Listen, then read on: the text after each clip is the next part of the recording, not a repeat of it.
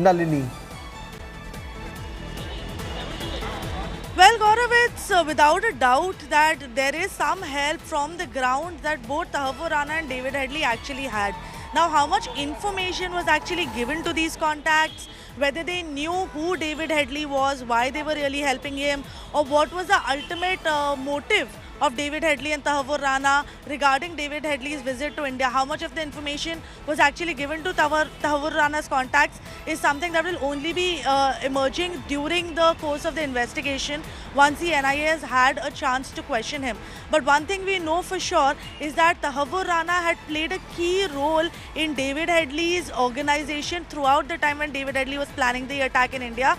And the way in which they had planned it out was they had basically relied on David Headley's Caucasian features to not give away his Pakistani identity or not connect him to the LET or Pakistan in any way, because he looked like an American, he looked like a foreigner. So there was no connection that anybody would immediately make regarding David Headley's connection to Pakistan, which allowed him a sort of an unfettered access even to the 5 stars in Mumbai, to all the prime locations that he had visited during his time in India while he was planning out the entire attack. So it was planned out so meticulously, and each and every detail was worked out well in advance, to the extent that we are given to understand that the planning of the attack started as early as 2005, when the attack was finally carried out in 2008. So they had almost 8 years during which David Headley had visited India 8 times. 3 years during which David Headley had visited India 8 times. So there were several aspects that Tahavur Rana was part of, which will now emerge through his interrogation that the NIA is able to carry out, which is why they will be pushing for at least the maximum amount of custody, which I believe is 14 days that they can get in this case. Almost 14 to 15 days custody at least NIA will be asking for from court today. The remand application is being worked out, and as to whether or not the court will find enough merit or enough reason to grant them the full custody is the main thing to watch out for, because like I told you, Tahavur Rana will also be given a lawyer. Now he obviously wouldn't have a lawyer already in India, so the court will ask him whether or not he wants to get his own lawyer or whether he should be given a court appointed lawyer. So all of those proceedings will happen once he's produced before the court, along with of course the crucial thing to watch out for: how many days will NIA be able to get Tahavur Rana's custody today once he's produced. Very, very interesting aspects, Shivani. There are so many gaps in that investigation, and something that's plagued our minds from 2008.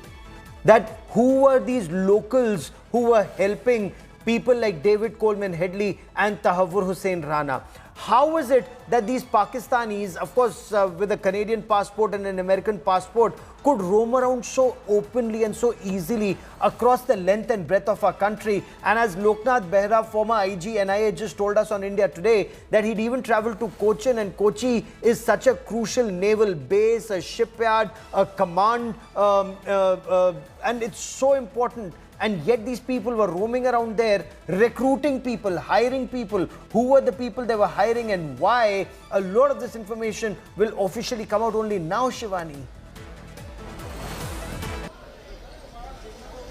Certainly, Gaurav, when the investigation starts, there will be layers of information that will be coming up after this investigation begins, because, there are a number of questions that still remain unanswered even after the dossier, which mentions how the recce was done by Tahavur Rana, how he helped his associate in India, how he helped these 10 terrorists who killed 166 people in India, including the Americans, Jews and the security personnel, how they had fake identity cards, how they had that string on their arms to have that fake identity of being a Hindu in India, how they entered the country, who were helping them. Yes, so all these questions remain unanswered, and when Tahavur Rana will be here, investigation will begin, and all these answers are expected to come out, all this information expected to be come out. For whom is Tahavur Rana was working then? Who is the larger mastermind? Who's the larger conspirer? Who are the people?